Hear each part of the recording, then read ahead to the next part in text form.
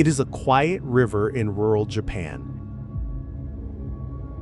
The kind of place where the water looks harmless, still, reflective,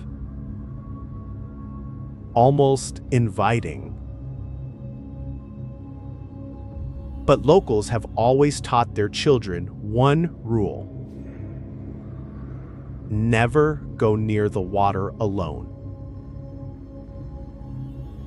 Because something is said to live beneath the surface. They call it the Kappa. At first, it sounds like a story meant to scare children. A creature from old folklore, half human, half something else. Small enough to hide in rivers, but strong enough to drag a grown person underwater. And yet, the stories never disappeared. Farmers along the riverbanks describe strange moments that cannot be easily explained. Ripples in water with no wind. Sudden pulls on fishing lines that feel too strong for any fish.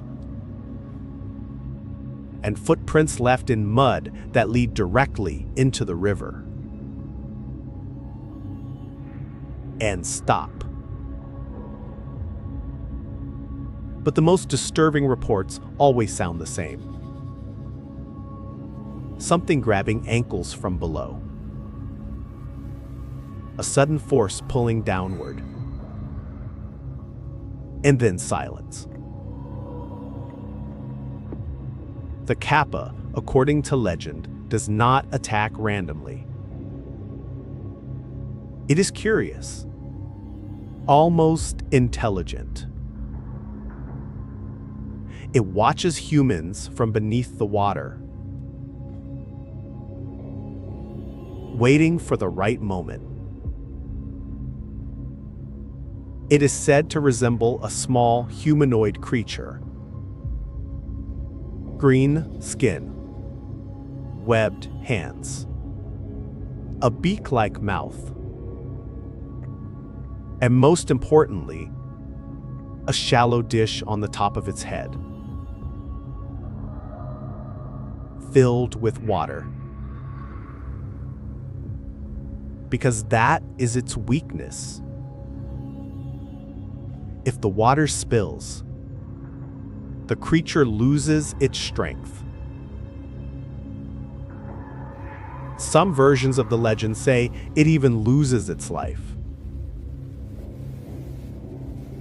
And this is where the stories become even stranger. Villagers say that people who escaped Kappa attacks did not do so by force, but by intelligence. A bow, a polite greeting, even offering cucumbers said to be its favorite food. Enough distraction to make it forget itself. Because the Kappa is bound by rules. If you bow deeply to it, it is said to instinctively bow back. And in that moment, the water in its head dish spills. But not all encounters end that way. Some stories from remote villages describe something far more unsettling. Not a single creature, but many, watching from different parts of the river at the same time, waiting, patient, silent.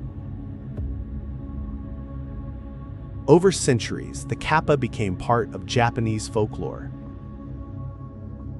Paintings, statues, warnings carved near riverbanks. A reminder to respect the water and what might be beneath it.